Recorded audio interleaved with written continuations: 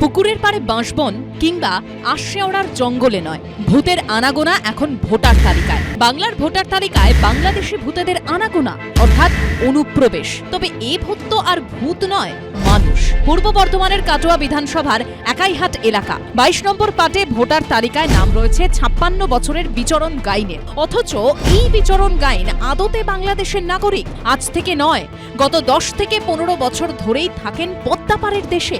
একথা জানাচ্ছেন খোদ তারই ছেলে। তাহলে পদ্মাপাড়ের বাসিন্দাদের নাম গঙ্গাপাড়ের ভোটার লিস্টে নাম উঠল কি করে? পাম্প চালিয়ে উঠছে বিল। কেএসবি পাম্প বাঁচায় বিদ্যুৎ, বিলের প্রবলেম গেল। বিদ্যুৎ সাশ্রয়কারী জার্মান টেকনোলজিতে তৈরি কেএসবি পাম্প। পয়সা বাঁচাও, টেনশন ভাগাও। তোমার বাবা কোথায় থাকে? বাংলাদেশে থাকে। ভোটার কোথাকার তোমার বাবা? বাংলাদেশে। কতদিন ধরে ওখানে আছে? ও 10-15-20 বছর। তাহলে এখানে তোমার বাবার নাম কি করে উঠলো? ওটা আমি জানি না কিভাবে বললো। বাংলাদেশে থাকে? হ্যাঁ। কি করেন? কৃষি কাজ করে। ওখানে কোথায় থাকে?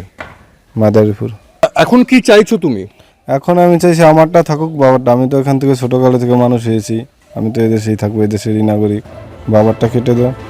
এই এলাকায় অদ্ভুতরে উদাহরণ আরও রয়েছে।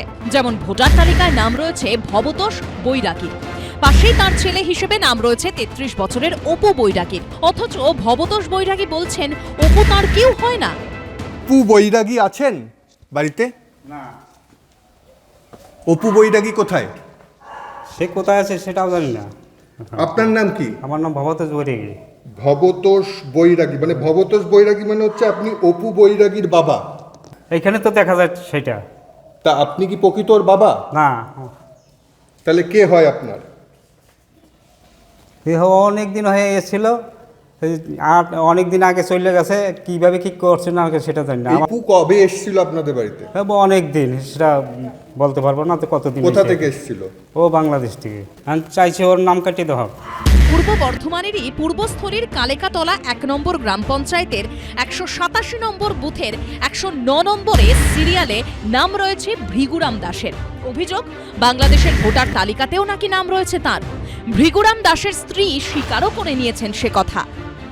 আপনার স্বামী থাকে কোথায়? বললাম না, বাংলাদেশেই থাকে। আর তার ভোটার কার্ড কোথায়? বাংলাদেশে কোথায়? বাংলাদেশে ভোটার কার্ড? বাংলাদেশে ভোটার কার্ড এইখানে নাই কিছু। এখানে যদি না থাকে তাহলে এখানে এই যে আমাদের এখানে আমি তো বললাম একবার প্রথমে এসছে যে তখন এখানে ভোটার হয়েছিল। এখন ভোটার হয়েছিল, এখন তো আর সে এইখানেই থাকে না। অভিযোগ উঠেছে উত্তর 24 পরগনার বাগদা বিধানসভার বয়রা গ্রাম পঞ্চায়েতের বাসিন্দা অসীম দেব বাংলাদেশ থেকে এসেছেন। সম্প্রতি ভোটার তালিকায় নাম পাল্টে তিনি হয়ে গেছেন সুভাষ কবিরাজ। এমনকি অভিযোগ পাল্টে ফেলেছেন নিজের বাবার নামও। ভোটার তালিকায় নাম বদলের কথা স্বীকারও করে নিয়েছেন এই ব্যক্তি। আগে হয়েছিল ভুল নাম। কি নাম? অসীম দে। কত সাল থেকে ভোট দেন? তা 7-8 বছর হবে মনে হয়। 7-8 বছর ধরে ভুল নামে ভোট দিচ্ছেন? তা এখন ওই ভুল উঠে গেছে, তা কি করবো? ভোটে তো বাধা সৃষ্টি করে না।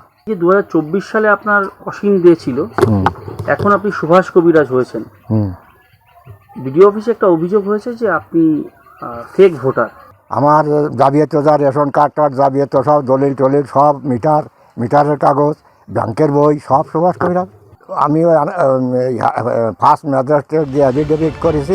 এর আগে মুর্শিদাবাদের রানীনগরে দেখা গেছিল পরিযায়ী শ্রমিক মোহাম্মদ আলী হোসেনের এপিক নম্বরে নাম রয়েছে জনৈক মনোজিতের, যার ঠিকানা আবার হরিয়ানার হিসার।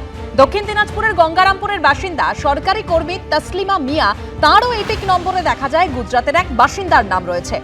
মালদা শহরের রামকৃষ্ণপল্লীর বাসিন্দা জাভেদ মিয়াদার, তার এপিক নম্বরে আবার নাম রয়েছে গুজরাটের গান্ধীনগরের এক বাসিন্দার।